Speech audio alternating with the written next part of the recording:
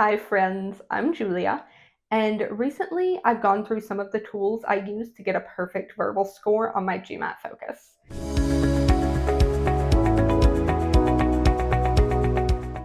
Now that we've talked a little bit about general verbal tips, and we've reviewed both some critical reasoning questions and some reading comp practice passages, I thought it would be beneficial to look at some data integration verbal questions. These use a lot of the same skills that you need to succeed in your regular verbal section. So I recommend starting with DI practice only once you've got a strong verbal foundation. TTP's self-study plan is designed that way and it worked out well for me. Also, in my experience, these questions can be surprisingly challenging sometimes, even if you're using an approach that you've been practicing for a while and that you feel pretty comfortable with. Something about the slightly different question framing can be disarming. We're going to start with a two-part analysis question from TTP that's very similar to your average critical reasoning question, so we're not adding too many new aspects at once. Two clown training schools, Comical Clowns and The Bozo Show, both offer phone support to graduates of their programs, who can call helplines to get further assistance in mastering the clown techniques taught in the programs. However, Comical Clowns receives 6 times as many helpline calls as The Bozo Show.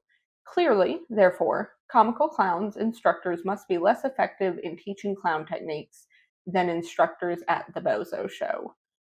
Select strengthen for the statement that would, if true, most strengthen the argument, and select weaken for the statement that would, if true, most weaken the argument. Make only 2 selections, 1 in each column.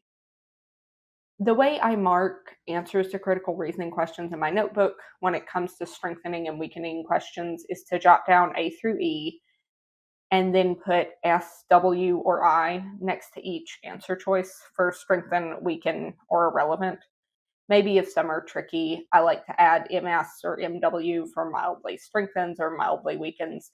So if I find a better answer, I'll remember to pick the stronger one, but if I don't, I'll remember this answer did at least sway the argument a little, even if it didn't feel particularly compelling on first read through.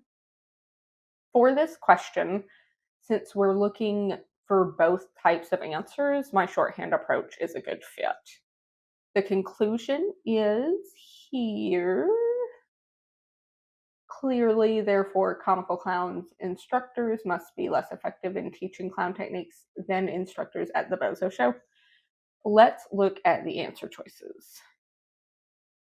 A, the number of calls to each of the 2 helplines has increased over the past 3 years. This one is irrelevant. It's describing something that's happening to both companies, but the conclusion is about the relative quality of instructors at each, so this doesn't change anything. B, Comical Clowns is a much larger clown training school with 10 times as many graduates each year than the Bozo Show.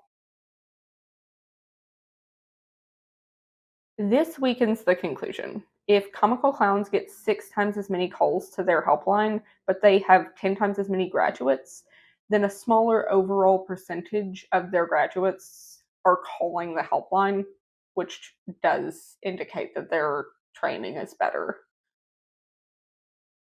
C, it is much easier to learn clown techniques in a classroom than it is to learn them over the phone.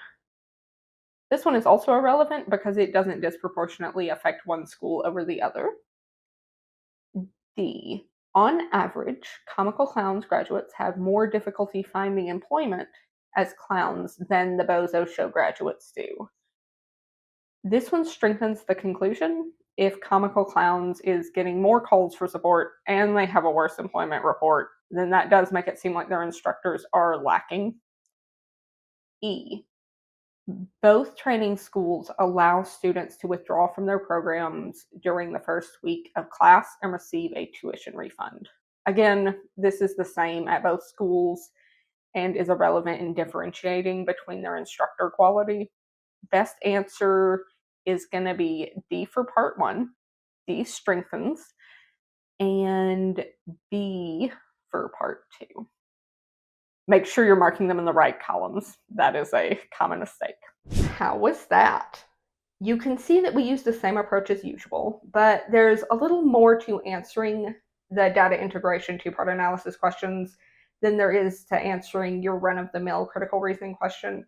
If you feel overwhelmed, if you feel like that was a lot, that is okay. We're going to do some more practice with these in the next couple of videos, and you will see that it's not so different from what you've already been studying. Best wishes, and I will see you next time.